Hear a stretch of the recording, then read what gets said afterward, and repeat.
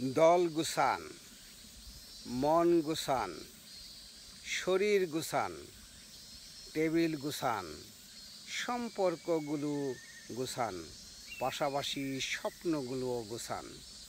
আমরা স্বপ্নবিলাসী মানুষ, আমরা সংগ্রহ ও পুঞ্জীভূত করতে পছন্দ করি, কিন্তু পুঞ্জীভূত হতে হতে আমরা যখন অতিরিক্ত স্বপ্ন দেখি তখন আমরা মানসিক ভারে ভারাক্রান্ত হই। আমরা যখন অতিরিক্ত খাই তখন কিন্তু আমরা বাল্কি হয়ে যাই। এটা একটা শরীরের জন্য অতিরিক্ত ভার হয়ে যায়। আমরা সবাই অ্যাটাচমেন্টে থাকি। যদি আপনি ছেড়ে দেন, ময়লাগুলো পরিষ্কার করেন, যা দরকার নেই তা যদি আপনি আপনার টেবিল থেকে, আর যেই স্বপ্নগুলো আপনার দরকার নেই সেগুলো মন থেকে, এবং যে বিষয়গুলো আপনার প্রয়োজন দরকার নেই সেগুলো যদি আপনি ঝেড়ে ফেলতে পারেন, আপনি দ্রুত সুখী থেকে আরও সুখী হতে পারবেন। সেই জন্য সারা দুনিয়াতেই সমস্ত ধর্ম দর্শনে শূন্যতা, ত্যাগকে উৎসাহিত করা হয়েছে। ফাস্টিং, ত্যাগ, ডিসকার্ডিংকে উৎসাহিত করা হয়েছে। এই জাপানের সবচেয়ে বিখ্যাত একটি মতবাদ হলো জেন মতবাদ।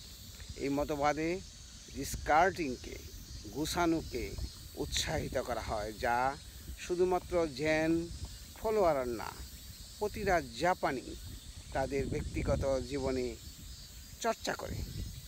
যার ফলশ্রুতিতে দেখবেন জাপানিরা যে টেবিলে যদি যান, দেখবেন যেটুর প্রয়োজন সেটাই খাবারের আয়োজন করে। যা বলা দরকার ঠিক ততটুকুই বলে, যা পড়া দরকার ততটুকুই বলে, যেটা হওয়া দরকার সেই সম্পর্কটাই শুধু তারা মেনটেন করে। আমি এক সময় জাপানিদের এই সংস্কৃতি দেখে একটু মন খারাপ করতাম। এত সম্ভাবনা, এত সুযোগ, এত অপশন থাকার পরেও জাপানিরা যেটা প্রয়োজনীয় শুধু সেটাই গ্রহণ করে।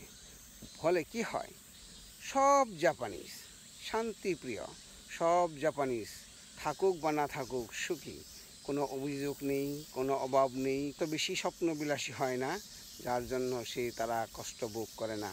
ঠিক আমাদের সাউথ এশিয়ার মানুষের জীবনের উল্টো পিঠ।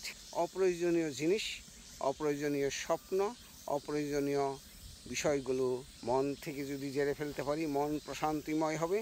শরীর যদি বেড়ে ফেলে তাহলে আমাদের বাল্কিনেস চলে যাবে, রোগবালাই চলে যাবে।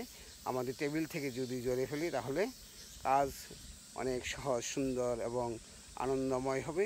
সামাজিক সম্পর্কগুলোতেও যেগুলো আমাদের দরকার নেই সেগুলো যদি আমরা যুক্ত না হই তাহলে আমাদের সম্পর্কগুলোও ভালো হবে, আনন্দের সাথে জীবনযাপন করতে পারবো। আমাদের জীবন সুখী সুন্দর হয়ে যাবে। আমরা নিজেরাও সুখে থাকবো, অন্যদেরকেও সুখে রাখবো। আমরা অবশ্যই আয় রোজগার করব, আমরা অবশ্যই সঞ্চয় করব, কিন্তু এমনভাবে করব না সেটা সুখের বদলে যেন আমাদের দুঃখের কারণ না হয়ে যায়। আমাদের মন এবং শরীর এবং আশেপাশের সম্পর্কগুলোকে দুঃখ ভারাক্রান্ত, ভারাক্রান্ত না করে। জাপানের গ্রাম থেকে সবাইকে আবারও শুভেচ্ছা।